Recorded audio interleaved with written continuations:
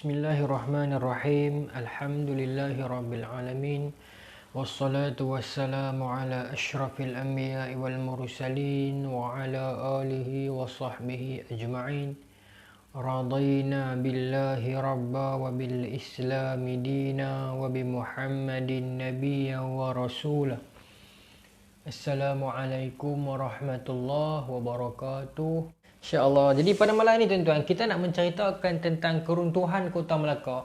Tetapi yang telah diceritakan kepada kita oleh Abdullah Munshi, buku hikayat Abdullah Munshi yang diterbitkan dalam tahun 1849. Buku itu adalah dia punya catatan dia sepanjang di Melaka.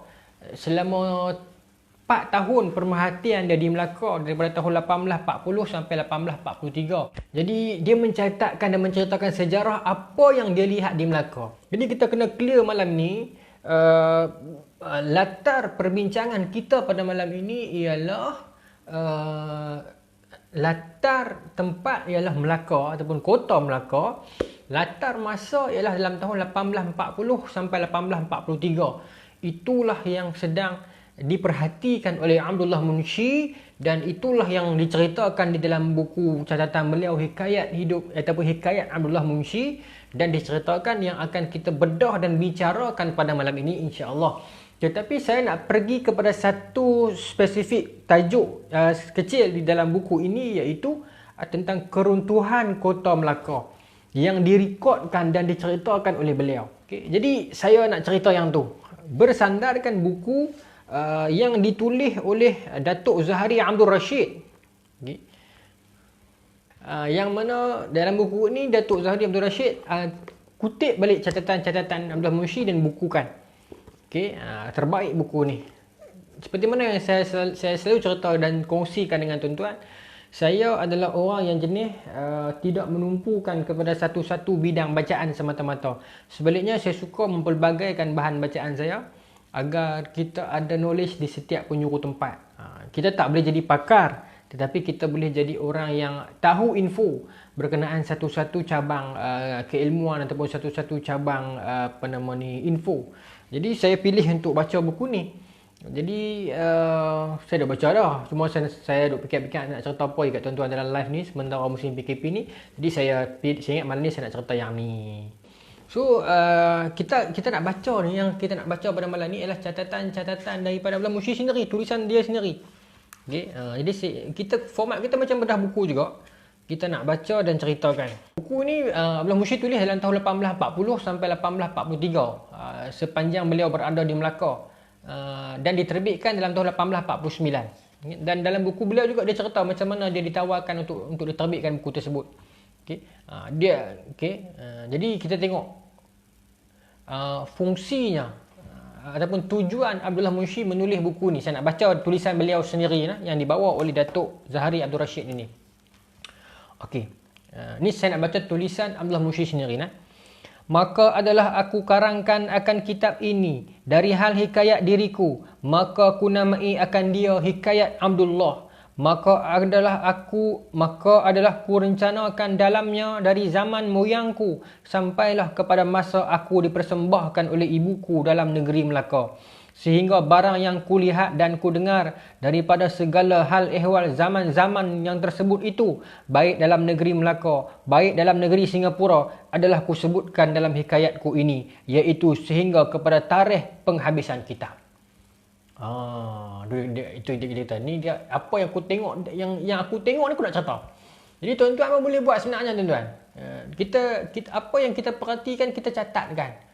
Agar mana tahu satu hari nanti benda itu akan jadi satu bahan sejarah yang boleh orang baca. Okey, baik. So saya nak pergi teruslah perbincangan yang dibawa dalam buku ni. Jadi maka dia cerita pasal suku mana yang ada di Melaka masa ni. Maka segala orang Melaka daripada 4 bangsa orang pun terlalu sangat kasih dan setuju berajakan Tuan Farquhar itu. Maka adalah pada masa itu negeri Melaka pun dalam sentosanya dan dagang pun terlalu banyak keluar masuk. Datang daripada segala pihak negeri berniaga ke Melaka. Maka segala orang miskin pun dapatlah mencari kehidupannya. Adat dan hukumannya pun baik. Dia kata apa? Dia kata orang-orang yang ada di Melaka masa tu sangat seronok, sangat beruntung, terlalu sangat kasih dan setuju berajakan Tuan Farquhar. Dia kata, zaman yang dia duduk ni adalah zaman dia sebut raja. Memang orang Melayu dulu bila orang putih merintah, yang jadi residen itu dia sebut sebagai raja. Farquhar yang dimaksudkan ialah residen British di Melaka, iaitu William Farquhar. Kata Abdullah Munsyi, orang-orang di Melaka sangat terlalu kasih dan seronok dan beruntung berada di bawah pemerintahan Raja William Farquhar. Tuan-tuan nampak tak bagaimana dia menceritakan tentang kita pada masa tu. Namun daripada penulisan Abdullah Munsyi ini terbitlah kritikan-kritikan orang yang datang kemudian mengatakan Abdullah Munsyi itu adalah tali barut yang datang untuk memuji orang putih. Tetapi sekadar kita duk kaji ni, tak nampak lagi yang mengatakan dia itu tali barut. Cuma dia bercakap berdasarkan fakta. Sebab nanti dalam buku Hikayat Abdullah Munsyi ni ada part yang dia kritik orang putih. Ada, bukan kata kritik, dia kutuk orang putih. Dan dia memuji pejuang-pejuang Melayu macam Raja Haji, Syahid Raja Haji. Okey, jadi sukar untuk kita nak kata dia tali barut. Kita tak boleh kata dia terus dia ni tali barut hanya sebab dia mengatakan orang-orang Melaka sangat kasih dan beruntung berada di bawah naungan William Farquhar. Mungkin masa tu orang di Melaka memang macam tu. Sebab yang kita sedang bincang ini adalah dalam latar tahun 1840-an. So bukan cerita 1511. Mungkin masa ni orang-orang kita dah lupa sejarah nenek moyang kita, dah lupa tentang para mesuara, dah lupa tentang Sultan Mahmud, dah lupa tentang Hang Tuah, dah lupa tentang Tun Perak. Maka duduk dengan orang putih menyediakan peluang pekerjaan, maka depa pakat beruntung berada di wilayah Farquhar. Bahkan memang Zepa masa tu menyebut residen orang putih sebagai raja. Sebab tu disebut dalam ini hikayat ni mengatakan berajakan Tuan Farquhar. Timbalan residen disebut sebagai raja muda. Macam tu. Okey, baik, saya nak sambung. Di dalam Melaka, saya ringkaslah. Dia kata dekat Melaka masa tu ada 4 kaum utama, iaitu orang Melayu, orang Cina, orang India dan orang Serani. Serani ni orang-orang luar, orang Kristian yang mai menikah dengan orang sini. Orang panggil orang Serani. Lepas tu dia cerita, zaman dia duduk di Melaka tu, 1840 sampai 1843 itu, dia memerhatikan segenap isi dan masyarakat yang berada di Melaka. Maka dia menceritakan bahawasanya rakyat Melaka yang hidup di bawah pemerintahan William Farquhar pada tahun 1840 sampai 1843 itu, dia memerhatikan dan dia menceritakan keempat-empat bangsa ini hidup saling harmoni. Bahkan dia kata rapat dan baik. Bahkan dia menceritakan kalaulah anak Melayu buat jahat ataupun buat nakal, pergi curi kedai ke, pergi curi buah ke, kalau dapat tangkap dekat Uncle Cina tu pukul anak Melayu tu. Lepas tu anak Melayu tu balik habaq ke ayah dia akan pukul lagi. Begitu juga kalau ada anak Cina yang mabuk pergi buat huru-hara kat kedai, kat pasar orang Melayu ke, orang Melayu akan pukul anak Cina tu. Lepas tu Cina ni akan balik mengadu kat ayah dia Uncle Cina ni akan pukul dia lagi. Dia tidak berlaku permusuhan kaum era itu, dia kata. Saya baca. Di dalam negeri Melaka, baik bangsa apapun, seseorang menaruh malu akan seseorang dan seseorang takut akan seseorang. Maka jikalau kiranya anak Melayu berbuat pekerjaan jahat atau barang sebagainya yang tidak baik dilihat oleh orang Cina atau bangsa manapun baik, maka boleh diajarnya dan dipukulnya akan dia. Maka itu dipuji oleh ibu bapa budak itu. Maka dia kata bila kalaulah ada orang Cina pergi pukul anak Melayu sebab buat perangai tak elok, bapa Melayu tu akan puji Cina tu. Okay, thank you Alan Chai. You backup sama gua. You sudah pukul gua punya anak. Thank you You bikin ajar sama dia. Dia mesti cakap macam tu punya. Dia kata terima kasih ya. Sama juga kalau anak Cina buat kurang ajar, orang Melayu tu akan pukul dia. Saat lagi Cina tu main, terima kasih. Terima kasih you Abang Long. Terima kasih you pukul sama saya punya anak. You kasih ajak sama dia mah. Tak dengar cakap itu orang Melaka cakap utara. Kita sudah pukul, kita sudah ajak sama dia mah, tapi dia tak mau dengar kita punya cakap. Terima kasihlah itu pakcik you tolong pukul sama kita punya anak. Macam tu. Maka dia cerita keharmonian kehidupan bangsa-bangsa ini di Melaka pada masa itu. Yang ni yang kita nak dapat formula apa ni. Lepas tu Abdullah Munshi cerita. Dia kata di Melaka ada Masjid Raja. Tapi bila hari ni kita pergi, kita tak tahu di mana. Sebab tu ada kajian yang mengatakan Formosa tu sendiri adalah masjid raya ataupun masjid raja. Dia sebut masjid raja ke masjid raya? Masjid raja. Masjid raja. Maka dia cerita, dia kata sebenarnya ada masjid raja di dalam kota Melaka. Kota Melaka ni di mana? Bukan seluruh negeri Melaka tu. Tapi kota Melaka yang tuan-tuan pergi melawat tu. Besar tu kan. Kota Melaka ni roboh tuan-tuan. Dirobohkan. Saya cerita peristiwa dirobohkan tu. Tapi masa Abdullah Munshi ada di sana, dia ada lagi. Dia sempat tengok. Dia kata ada bukit tu, bukit ini, ada gereja, tapi masih lagi ada kesan-kesan tinggalan masjid raja ataupun masjid diraja ataupun setengah tadi kata masjid agung. Dan kata Abdullah Munshi, dia sangat yakin masjid raja Melaka itu dibuat daripada batu. Ini satu benda yang menarik lah. Sebab apa? Sebab kalau Melaka wujud 1400 dan binaan masjid dia yang sangat besar dan diperbuat daripada batu. Masa tu tuan-tuan, di negeri-negeri lain istana pun buat daripada papan lagi. Rumah-rumah pun mungkin papan. Tapi kalau kita membaca catatan-catatan macam Lopez di Square apa semua tu kan, menyebutkan rumah-rumah orang di Melaka dibuat dengan batu. Bahkan Abdullah Munshi menyebutkan dalam hikayat dia, Masjid Agung Melaka ini memang diperbuat daripada batu. Lepas tu Raja Ali Haji cerita, okey. Raja Ali Haji. Abdullah Munshi cerita pasal Raja Haji. Okey. Dia cerita ini yang saya nak cerita ni. Kalau nak kata dia tu orang yang jahat, dia tu orang tali barut British ataupun Belanda. Sebab zaman dia duduk ni 1840 ni zaman Inggeris merintah Melaka selepas diserahkan oleh Belanda. Walaupun dalam sejarah mengatakan ada perjanjian Inggeris Belanda dan sebagainya, tetapi sebenarnya penyerahan Melaka oleh Belanda kepada orang putih ada sebab lain. Dia berkaitan dengan Napoleon Bonaparte di Perancis. Ketika mana Napoleon mewakili Perancis menerebarkan dia punya kuasa ketenteraan, dia menjatuhkan satu-satu negara dan hampir masuk menguasai wilayah Belanda dan sebagainya, maka Belanda nak menjaga wilayah-wilayah dia daripada jatuh, maka ada perjanjian antara Belanda dan Inggeris. Jadi sebab tu diserahkan dengan harmoninya kepada Inggeris. Melaka diserahkan oleh Belanda dengan baik kepada Inggeris.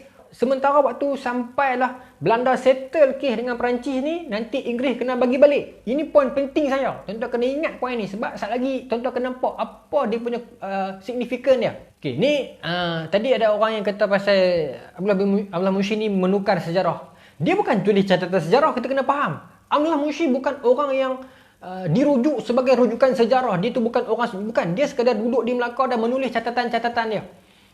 Dia digelar Al-Munshi. Munshi ini adalah gelaran kepada dia. Siapa yang beri gelaran ini? Tok guru dia, orang-orang India, orang Keling ni. Masa tu kata dia, Keling bukan satu panggilan penghinaan kepada orang India. Okay? Yang memberikan nama dia Munshi. Munshi itu bermaksud pengajar. Sebab masa tu dia duk tolong mengajar orang juga. Dia tahu orang yang terpelihara. Kalau kita baca perjanjian Inggeris Belanda, dia berlaku pertukaran masa tu tau. Shifting power. Tapi saya tak ingat masa zaman itu ataupun bukan. Kita baca balik perjanjian Inggeris Belanda. Okay? Tetapi poin saya adalah diserahkan itu kerana nak meredakan tekanan daripada Perancis. Sebab Bonaparte ni sedang menguasai habis wilayah-wilayah Belanda ni. Dia kata, dia ceritalah suasana di dalam kota Melaka tu ada apa? Gereja lah, Bukit Saint Paul lah, Bukit Cina lah. Banyak. Panjang cerita ni, saya tak berhasrat tapi sedalam itu. Okay. Cuma ada satu tempat yang yang Abdullah Munshi cerita pasal makam Raja Haji. Dia kata, salah satu tempat itu ada makam Raja Haji. Kata Abdullah Munshi, tempat itu dulunya adalah kandang babi. Tetapi orang-orang jahat, orang-orang Belanda ni, mereka pergi kebumikan jasad Syahid Raja Haji di situ. Tetapi beberapa tahun lepas itu, anak cucu Raja Haji mai tuntut balik dan buat balik mayat Allahyarham ataupun mayat Syahid. Okay. Raja Haji adalah kalau kita baca sejarah Raja Haji, dia ialah penguasa ataupun anak kepada Dain Celok, Kesultanan Riau, yang dia keturunan Bugis, dia anak Raja Bugis. Dia adik-beradik, dua beradik saya rasa, dua beradik dengan Raja Lumu. Raja Lumu ni tuan-tuan, dia ialah Raja Selangor yang pertama. The first Selangor King. Nama dia Raja Lumu. Okay. Dia adik-beradik ni, Raja Bugis ni keturunan Bugis. Maksudnya Kesultanan Bugis di Selangor dan Kesultanan Bugis di Riau. Masa tu Johor Riau lah, Riau. Okay. Mereka inilah yang merebut Melaka. Okay. Maka tuan-tuan, mereka menyerang Melaka, menyerang Belanda di Melaka. Mereka menyerang Belanda dalam tahun 1784. Mereka menyerang daripada dua arah. Raja Iskandar ni anak saudara kepada Raja Haji, iaitu anak kepada Raja Lumu, tak silap saya. Dia menyerang daripada arah selatan. Arah atas. Okey. Raja Haji menyerang daripada Riau, daripada bawah. Ataupun lebih tepat, kalau hari ini kita sebut sebagai Teluk Ketapang. Menyerangnya serentak 1784 dan Melaka hampir jatuh dah. Belanda hampir jatuh dah. Tetapi lepas tu main bantuan daripada bala tentera Belanda daripada Indonesia, maka kena juga. Tapi kalau kita baca sejarah catatan Raja Haji sendiri, berlaku pengkhianatan dalaman sebenarnya. Okay, saya nak baca apa yang Abdullah Mushi tulis. Bermula di balik kebun company. Company itu adalah syarikat orang putih yang menguruskan negeri Melaka. Syarikat itu disebut dengan nama EIC, iaitu English Indian Company. Sebuah syarikat swasta yang mendapat tauliah daripada kerajaan British untuk memerintah negeri Melaka. Syarikat ini dengan nama EIC. EIC ni ada di Singapura pun ada, di Pulau Pinang pun ada. EIC. Refers antara orang penting dalam EIC. Jadi tuan-tuan faham dia kata company merujuk kepada EIC. Belanda pun ada juga company depa yang macam tu, nama dia VOC. So dasar penswastaan dan memberikan pihak swasta agar memerintah sebuah negeri jajahan ini memang dah wujud dah. Okey, baik. Bermula di balik kebun company itulah tempat ditanamkan Raja Haji, iaitu seorang raja Melayu yang berkuasa adanya. Asalnya iaitu keturunan Bugis. Maka ialah yang telah datang memerangi Melaka pada zaman Holanda. Holanda ni Belanda lah. Okay. Depa zaman dulu, zaman depa tu, depa sebut dengan nama Holanda. Okay. Sebab tu, kalau kita baca buku Buya Hamka menyebut kan, apa nama, kalau dulu al-ulama warasatul anbiya, tapi pada zaman Belanda al-ulama warasatul Holanda. Depa sebut Holanda. Okay. Sampai masa ini ada kira-kira lebih sedikit daripada 60 tahun. Maka hampir-hampir dapat olehnya. Betul lah, dia kata 60 tahun. Sebab serangan Raja Haji ke Melaka pada tahun 1784. Dia menulis buku itu pada tahun 1840. So betul lah catatan dia. Okay. Hampir-hampir dapat Melaka olehnya. Berkeliling jajahan Melaka dan kampung-kampung semuanya sudah didapatinya. Melainkan lagi Melaka bulat-bulat sahaja yang belum didapatinya. Kata Abdullah Mushi, Raja Haji dah berjaya kuasai keliling Melaka dah. Cuma center Melaka tu tak sempat dapat. Bantuan Belanda datang daripada Indonesia. Maka kenalah dan berlaku pengkhianatan juga. Seperti mana disebutkan oleh Raja Haji sendiri. Okay? Baik. Maka adalah beberapa tahun diperanginya. Lalu matilah Raja Haji itu dimakan peluru. Di Tanjung Palas nama tempatnya. Raja Haji ditembak di Tanjung Palas. Kemudian diambil Belanda akan mayatnya itu, ditanamkan di balik kebun yang tersebut itu. Adapun kabarnya yang ku dengar, tempat itu kandang babi. Kemudian kira-kira 30 tahun di belakang, datanglah anak buah Raja Haji itu dari Lingga dan Riau ke Melaka meminta izin kepada Raja Inggeris hendak dipindahkannya lah kubur itu ke Riau. Dia kata selepas 30 tahun, anak cucu Raja Haji mai menghadap orang putih minta nak bawa balik mayat Tok Wan depa ni syahid Raja Haji balik pulang ke Riau. Okey, maknanya Belanda punya korang aja. Dia pi tanam mayat syahid Raja Haji di kawasan kandang babi. Tetapi berbeza dengan Belanda hari ini. Kalau kita pi di Holland sekarang, sebuah negara yang sangat disiplin, sangat mementingkan budaya adab dan akal dan moral, antaranya negara Belanda. Okay. Begitu juga Jepun. Yang kita duk faham Jepun dulu ni sangat bengih, sangat nak pancung orang dan sebagainya. Tetapi kalau kita pergi Jepun sekarang, Jepun adalah negara yang beradab dan berdisiplin yang tinggi. Okay. Jadi kita kena belajar daripada negara ni. Kenapa dia jadi macam tu? Kita bimbang. Kita bangsa Melayu yang dulunya kaya dengan akar budi, dengan pantun, sloka, syair, gurindam, bidalan dan sebagainya, lembut tutur katanya, enak budi bicaranya, manis tutur budinya. Tapi akhirnya bangsa ini semakin lama semakin menanggalkan pakaian kemelayuan dia. Semakin menanggalkan adab pekerti Melayu dia. Semakin menanggalkan jati kemelayuan dia. Maka kita dapat melihat bagaimana anak-anak Melayu kita sekarang ini hidup membesar dalam kalangan kita ini yang sudah tidak kenal lagi erti Melayu itu. Yang sudah tidak mengenal lagi erti akar budi. Yang sudah tidak lagi tahu tentang sloka, syair dan pantun. Yang buta seni kemelayuan. Yang buta adab dan sendi budaya hormat menghormati. Tidak ada lagi. Saya bimbang yang tu. Kita dapat perhatikan dalam komen-komen di media sosial. Kita dapat perhatikan dalam saluran-saluran yang sedang kita lihat sekarang. Melayu itu sedang menanggalkan Melayu daripada diri dia. Sedangkan yang dikatakan Melayu itu, yang kaya dengan budi, pekerti, yang kaya dengan kesenian, luhur, lembut, tetapi tumbuknya berbekas dan menikam, itu sedang dibawa hanyut dan diwarisi oleh bangsa lain. Kerana itulah kita perlu mempertahankan jati kita. Kita perlu mempertahankan akar budi kita. Sloka, syair, pantun, gurindam, bidalan. Kita meriahkan balik. Jawi kita hidupkan semula. Kerana kita sebuah bangsa yang kaya. Kaya dengan pelbagai adab, adat, kesantunan, tata susila yang cukup tinggi pekerti. Jangan kita tanggalkan. Maka berlaku serangan itu dalam tahun 1784. Okay. Sultan Ibrahim serang anak buah Raja Haji daripada Selangor, Keturunan Bugis juga dia serang, tetapi akhirnya Belanda menang. Kepada sambungan Kota Melaka hendak dirobohkan. Ini cerita Melaka nak dirobohkan ni. Okay. So Abdullah Munsyi cerita pasal Kota Melaka ni, Kota Melaka tu nak dirobohkan pada zaman dia duduk ni. So apa cerita dia? Apa reaksi orang tempatan? Apa jadi ni? Apa yang nak tengok ni? So kita nak cerita ni. Abdullah menulis. Ini Abdullah Munsyi cerita dalam hikayat dia. Tuan-tuan dengar saya baca. Maka tiba-tiba pecahlah kabar dalam Melaka mengatakan Inggeris konon hendak meruntuhkan Kota Melaka. Maka segala bangsa orang dalam Melaka pun tiadalah percaya yang boleh dipecahkan kota itu dengan mudahnya. Maka kata seorang, sampai seumur hidup raja ini pun tidak akan habis. Kata Abdullah Munsyi, terdengarlah cerita kabar yang mengatakan orang putih nak hancurkan Kota Melaka. Kota asal Kota Melaka ni.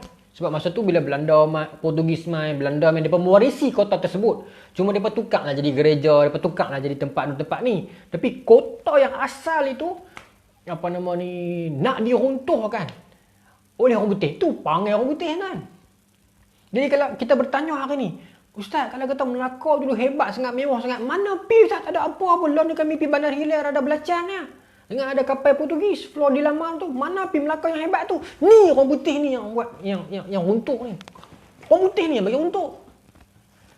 Korang-korang Portugis dia tak beruntuh. Belanda dia tak beruntuh. Orang putih ni dia peruntuh bang. Orang putih ni. Yang kita duk tabik tuan-tuan tu, dia runtuh bang. Sekali saya cerita kenapa dia peruntuh. Pandai orang putih ni. Licik dia. Dia mengkhianati kepercayaan kawan dia kepada dia. Dia peruntuh tu sebenarnya. Satu sebab warisan Melayu lah.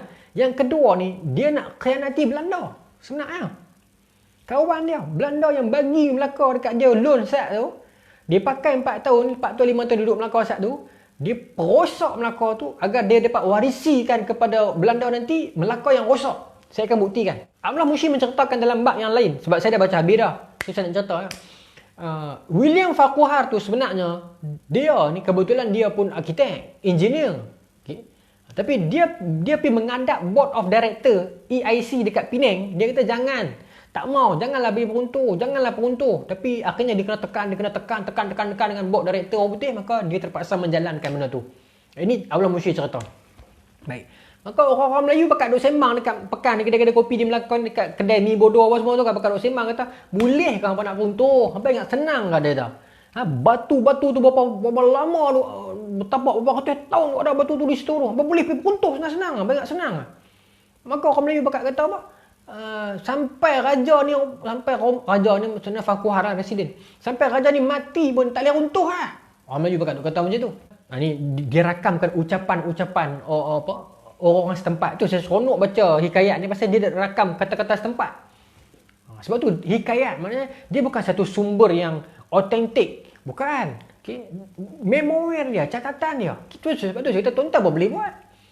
Mana tahu lagi 50 tahun tuan-tuan dah tak ada. Catatan tuan-tuan tu menjadi rujukan penting untuk orang akan datang. Kita tak tahu. Okay. Berapa banyak orang yang membuat catatan kehidupan pelayaran dia, kehidupan dia, pemerhatian dia, yang akhirnya catatan dia itu menjadi manfaat kepada generasi depan. Kita baca tentang Rihlah Ibn Battutah, macam mana dia masuk ke Baghdad, dia pergi ke Damsyik, dia pergi sampai ke tanah Melayu apa semua ni. Catatan dia. Allah cerita lagi. Adapun sebab sangka mereka itu demikian oleh kerana kukuhnya kota itu serta dengan pembuatannya dan kerasnya batunya dan tempatnya bukan barangan. Adapun sebab segala perkara itulah tidak masuk dalam akal mereka itu yang boleh dengan segeranya dipecahkan. Dia kata tak masuk akal . Orang Melayu kata memang tak logik . Kota sekukuh Melaka beberapa ratus tahun apa nak perubah senang-senang. Tak boleh. Tak boleh. Okey, baik.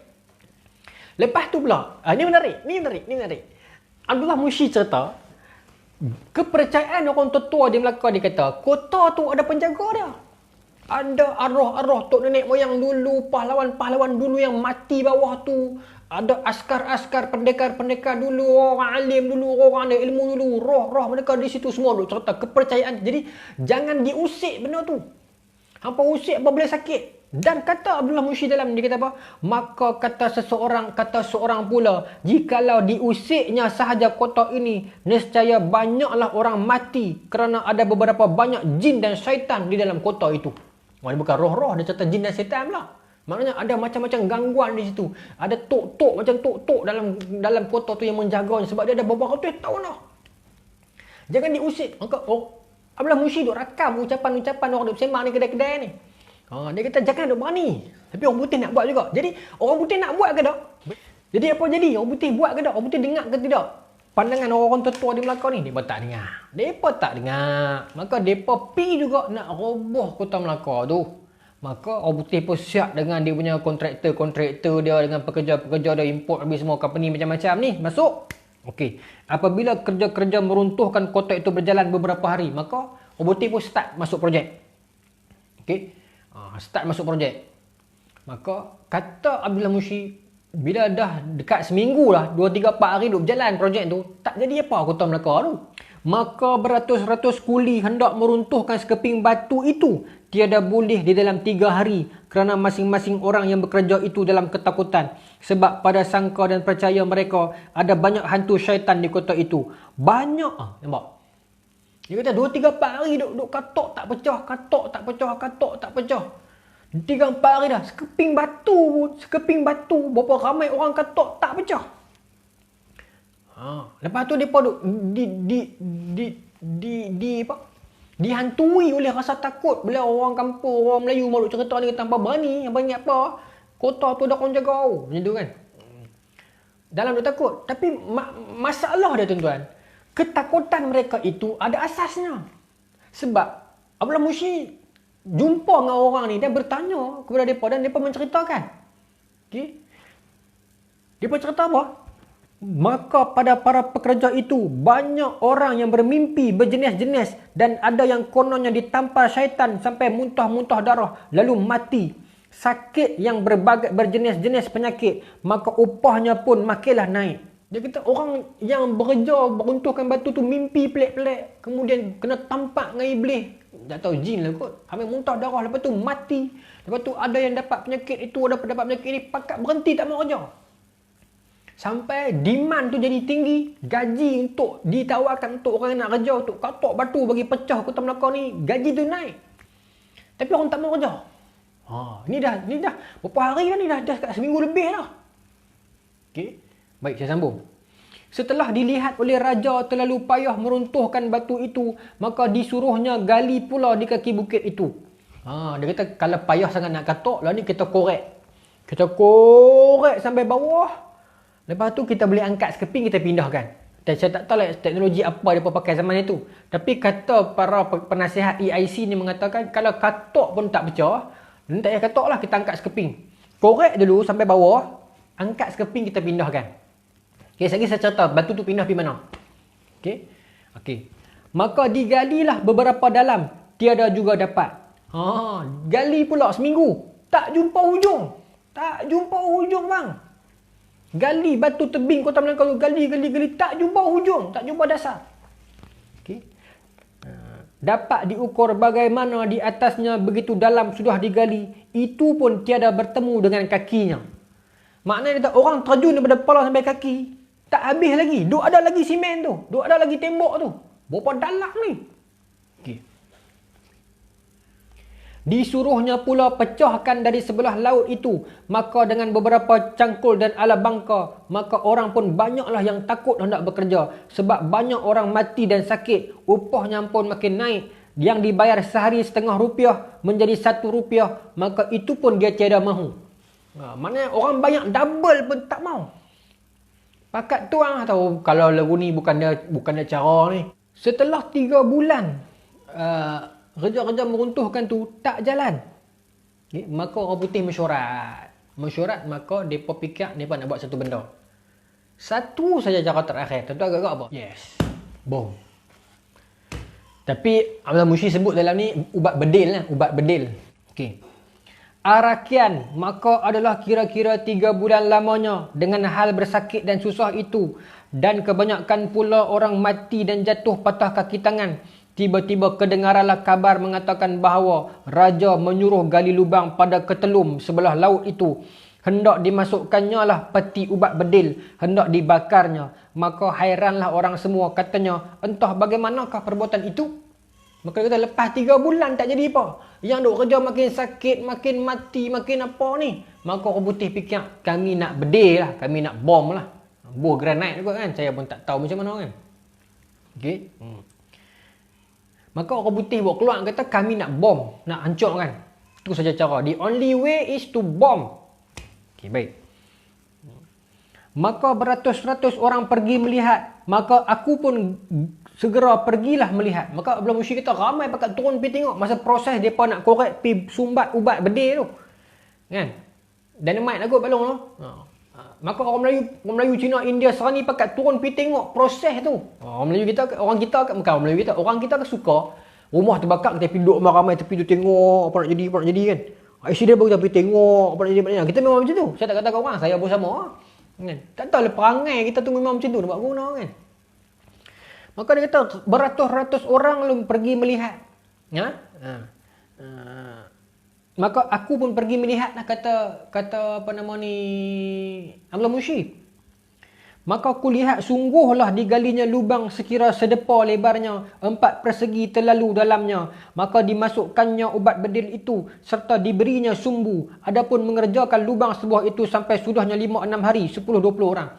Maka dia pun tebuk lubang lah. Ada satu cara dia tebuk lubang, buat masuk. Saya tak tahu nama putih dia apa. Dynamite lah kot kan. Buat masuk. Bahasa kita kabat lah. Okay. Buat masuk, lepas tu bos sumbu. Nak kena cucuh daripada jauh lah. Kan? Dan zaman lah makin remote. Dia kata satu lubang nak jolok masuk ubat kabat ni, ubat bedil ni, 5 hari punya korek. Lubang besar ni lah. 5 hari. Dan berapa orang buat ketok, berapa orang nak buat lubang besar ni, berapa orang? 5 hari dan 20 orang buat kerja. Besar ni lubang. Jangan main. Jangan main Kota Melaka bang. Okey. Baik, saya sambung. Setelah itu maka dipukul canang. Maka esoknya pukul 8 pagi seorang pun jangan berjalan di seberang. Dan yang mana-mana rumah dekat-dekat itu disuruhnya berpindah jauh-jauh. Maka datanglah Tuan Fakuhar berkuda seperti menunggang murang. pada tangannya, maka disuruhnya orang naik ke atas kota itu, menghalaukan orang di seberang itu, maka orang pun larilah sarabara, lalu dicucukkannya sumbu itu, maka kira-kira 10 minit lamanya, maka meletuplah ubat bedil itu seperti bunyi petir, maka terbongkarlah batu kota itu sebesar-besar rumah dan yang sebesar gajah berterbangan ke dalam laut, maka ada batu yang terbang sampai ke seberang dan mengenai rumah-rumah. Dia kata esok tu pukul putih keluar berita kata esok pukul 8 pagi siapa jangan keluar rumah. Siapa yang rumah-rumah dekat dengan Kota Melaka pindah pijah bang. Orang siapa jangan menilau kat luar esok kami nak cucuk bom ni. Orang putih kata. Maka dia kata pagi tu dia nampaklah Tuan Farquhar tu main naik kuda, dia yang tukang cucuk.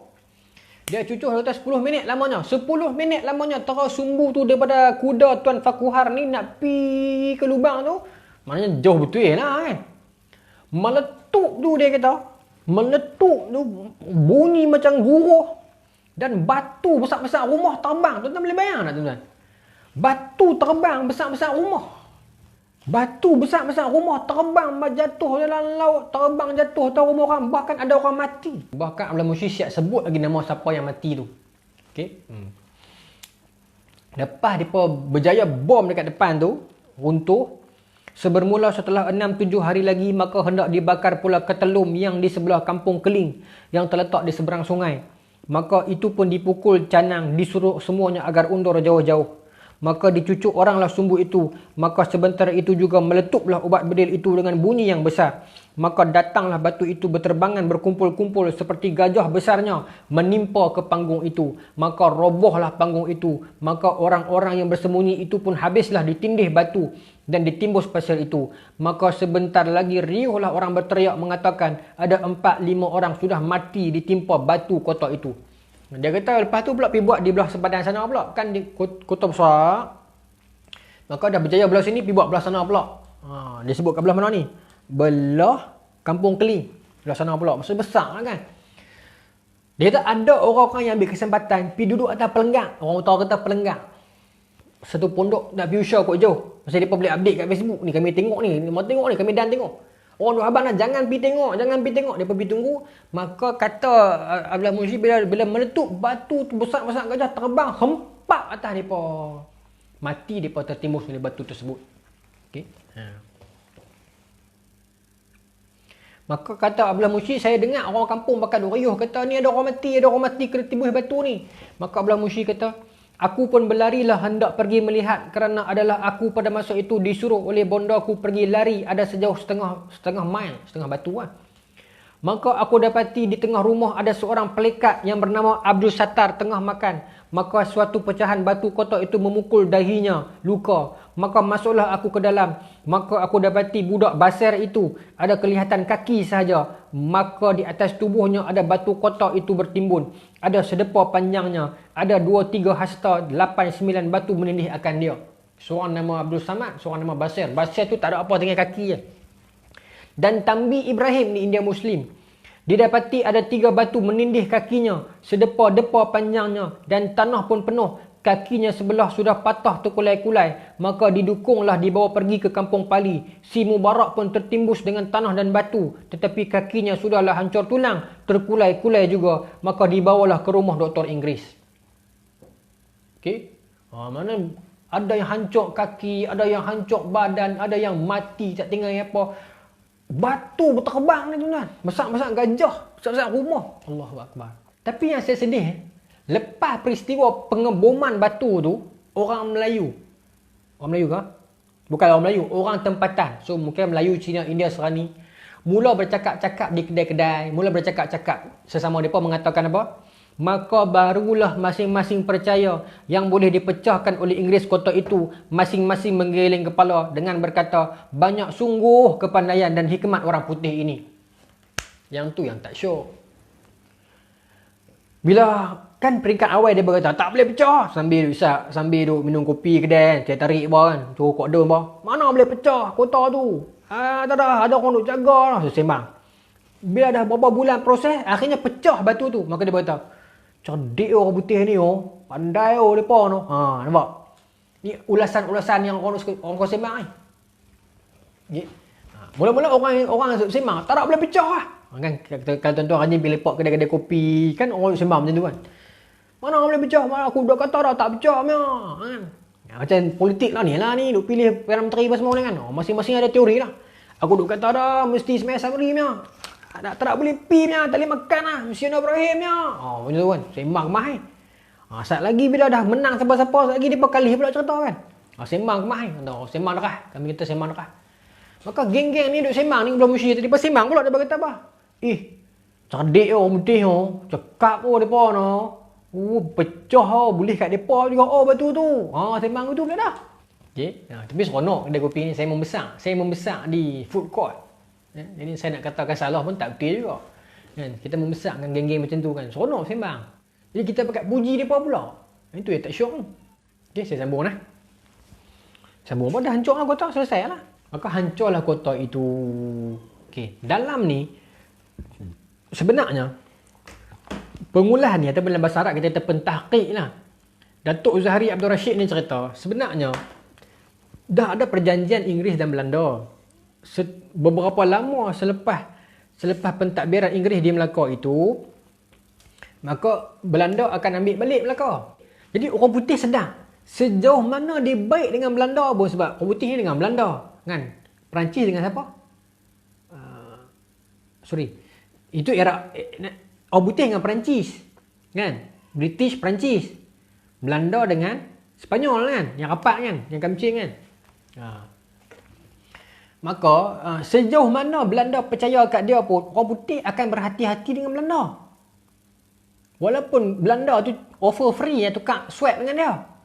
Okay. Jadi orang putih sedang yang bahawasanya dia perintah Melaka ni sat saja, nanti Melaka ni kena bagi balik kat Indonesia. Dekat Indonesia, dekat Belanda. Sebab itulah mereka mesyuarat ramai-ramai. Nanti Belanda akan dapat balik kota ini, kita tak akan boleh rebut dah. Siapa pun tak boleh rebut dah. Sebab benteng dia terlalu kuat. Okay? Benteng dia terlalu kuat.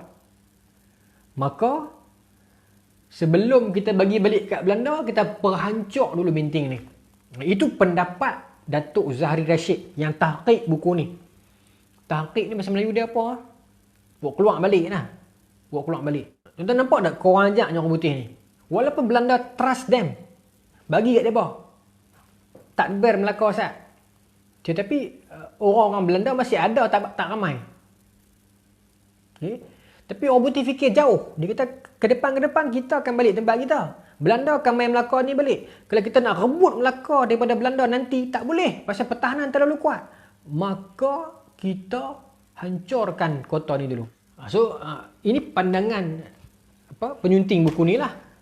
Datuk Zahari Abdul Rashid. Tapi tak tahu penyunting sangat pun tak dia ulas juga. Okay? Dia macam pentahqiq lah. Senang tak? Pentahqiq. Tuan-tuan guna perkataan itu. Pentahqiq. Batu-batu tu pergi mana? Okay, menurut catatan Abdullah Munshi, batu-batu tersebut diangkut ke Pulau Pinang. Batu kota yang dipecahkan itu dibawa orang pergi sampai ke mana-mana. Ada yang diperbuat rumah di Melaka, ada yang dibawa ke Betawi tak kala zaman Holanda baru-baru ini. Dan ada yang dibawa ke Riau. Ada pula Inggeris pun membawa pergi ke kapal dijadikan tolak bara. Dan ada yang separuh tenggelam dalam sungai. Ada yang tinggal bertimbun-timbun seperti bukit sampainya sekarang pun ada lagi diambil orang pada tiap-tiap hari adanya. Okey. Kemudian disebut oleh pentahqiq buku ni, berdasarkan fakta-fakta sejarah, batu-batu tersebut dibawa ke Pulau Pinang. Adapun Seri Negeri Melaka itu adalah kota itu. Maka apabila sudah pecah kota itu, maka negeri Melaka pun tiada berseri lagi. Umpama seorang perempuan yang kematian suaminya, tiadalah berseri mukanya. Akan tetapi sudahlah dengan takdir Allah, itulah alamat dunia ini, tiada kekal. Yang ditiadakan, yang tiada diadakan, berubah-ubah seadanya. Maka dia kata, dibawa ke merata tempat, dan menurut yang disebutkan dalam rekod ini, yang diulah disyarah oleh Datuk Zahari Abdul Rashid ni mengatakan, dalam rekod sejarah mengatakan batu-batu tu dibawa ke Pulau Pinang. Sebab Board of Director EIC ni di Penang. Tapi tak tahulah di Penang tu di mana. Adakah diperbuat rumah-rumah baru di Penang yang menggunakan batu itu ke? Kan? Jadi seronok kalau orang arkeologi pergi kaji ni. Kan? Mungkin bangunan-bangunan besar-besar di Pulau Pinang lama-lama, sekolah Penang free apa semua tu kan tak tahulah kan. Jenis-jenis macam tu, batu tu adalah batu Kota Melaka. Dan kalau ikut Ulama Mushi, dia kata dalam ni bukan kata pergi Penang saja. Betawi, mana lagi? Riau. Okay. Dan diangkut Inggeris ke kapal-kapal. Dan dijadikan sauh pemberat kapal. Maka kalau tak Ulama Mushi, habislah, hilang seri. Jadi itulah kita, sejarah kita kan. Banyak sejarah kita yang kita sebelah mata kan. Maka demikianlah cerita robohnya kota Melaka. Itulah ceritanya. Okey, terima kasih banyak-banyak. Assalamualaikum warahmatullahi wabarakatuh.